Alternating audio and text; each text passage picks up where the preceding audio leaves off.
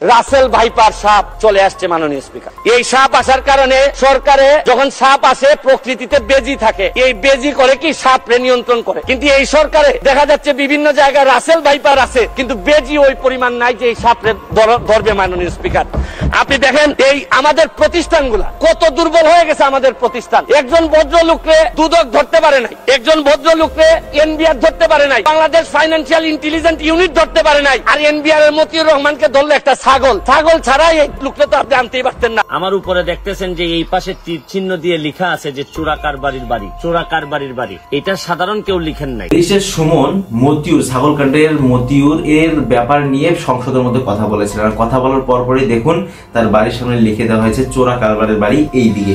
সমাধিবাস কতটা অপমানজনক হইলে এরকম ঘটনাটা ঘটতে পারে।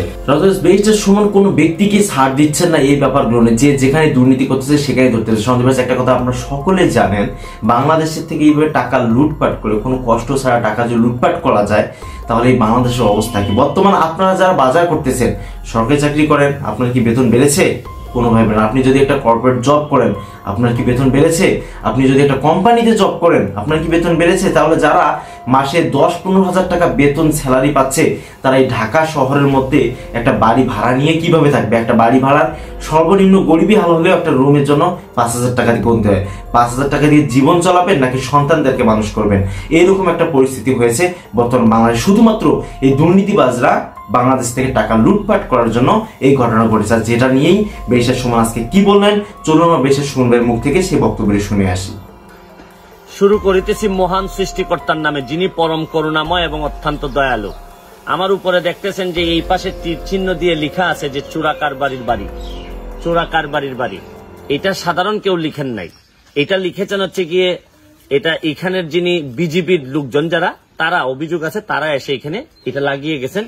এই বাড়িটা তীর দিয়ে দেওয়া আছে, এটা হচ্ছে গিয়ে একজন চোরাকার বাড়ির বাড়ি হিসাবে তারা মার্ক করে দিয়েছেন।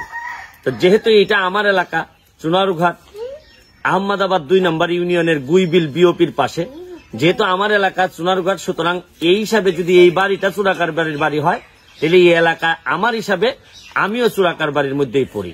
এই এলাকার যারা নেতৃবৃন্দ আছেন তারাও চোরাকার বাড়ির মধ্যে পড়তে পারেন, এটা অস্বীকার করার কোনো সুযোগ নাই।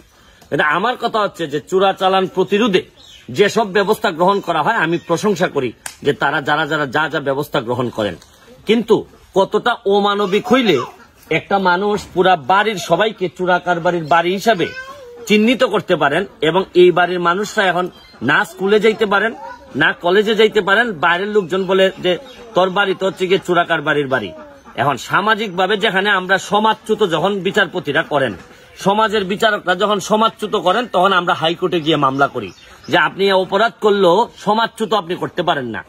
কিন্তু সমাজপতিরা বললে আমরা ঘৃণা প্রকাশ করি। কিন্তু বিজিবির লোকজন, একটা ডিসিপ্লিনারি ফোর্সের লোকজন যদি এই ধরনের সমাজচ্যুত করে দেয় একটা পরিবারকে, ধরে নিলাম যে এইখানে একটা চোরাকার বাড়ি আছেন, কিন্তু আপনি এই স্টিগমাটা লাগার মধ্য দিয়া তার পরবর্তী জেনারেশন পর্যন্ত, প্রজন্ম পর্যন্ত তারে লাগাই দিলেন যে এরা চোরাকার বাড়ি। যেখানে আপনি সমাজের মেইন স্ট্রিমে আনার কথা তাদেরকে বরং সমাজ থেকে আপনারা বের করে দিচ্ছেন। আমি একটু ছোট্ট ইন্টারভিউ আপনাদের নিতে চাই, এবং সাথে সাথে আমি এরপরে আসবো মাননীয় স্বরাষ্ট্রমন্ত্রীর কাছে এই বিচারটি আমি দিতে চাই যে কিভাবে আমাদের এই ডিসিপ্লিনারি ফোর্সের কিছু কিছু মানুষ কিভাবে দেশটারে চালাচ্ছেন।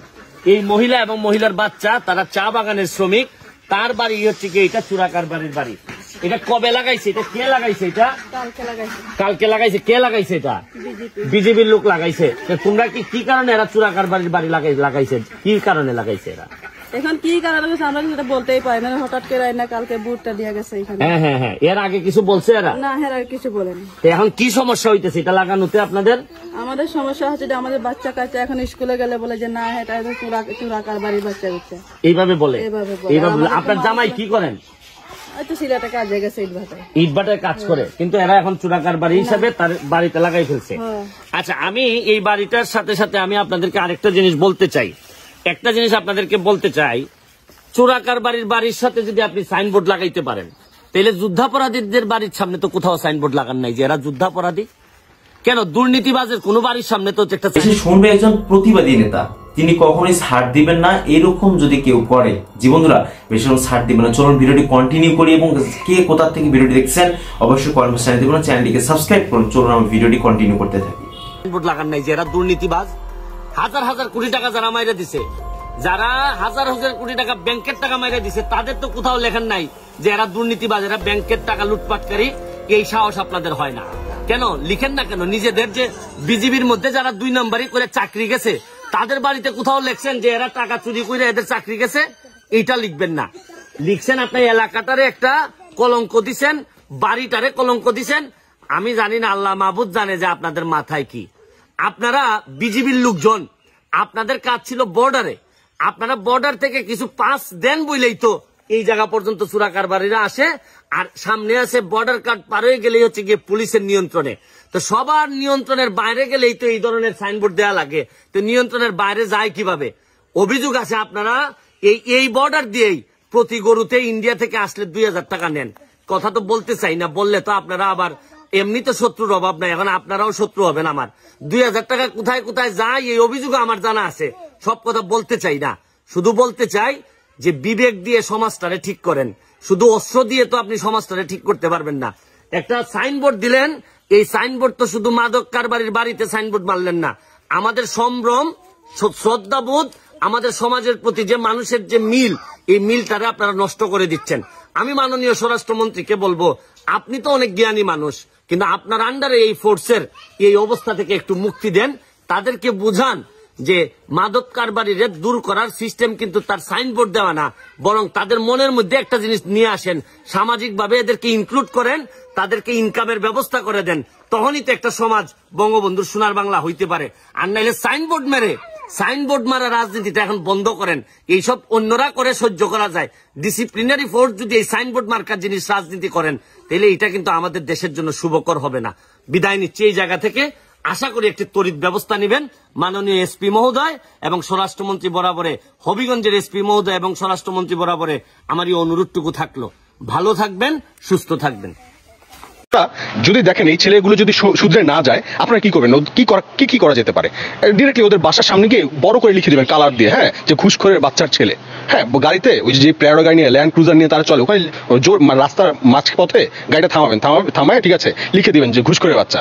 হ্যাঁ, তো তখন দেখা যাবে কি, যখন এদেরকে পাবলিক শেমিং করবেন, দুর্নীতিবাজদেরকে আপনাদের ঘৃণা করতে হবে। এটা হচ্ছে সবচেয়ে প্রথম কথা এবং প্রধান কথা। ছেলে যা চায় বাবা তাই দিচ্ছে, এটা আনন্দের বিষয় না? এটা নিঃসন্দেহে আনন্দের বিষয়, কিন্তু দুঃখের বিষয় অন্য জায়গায়।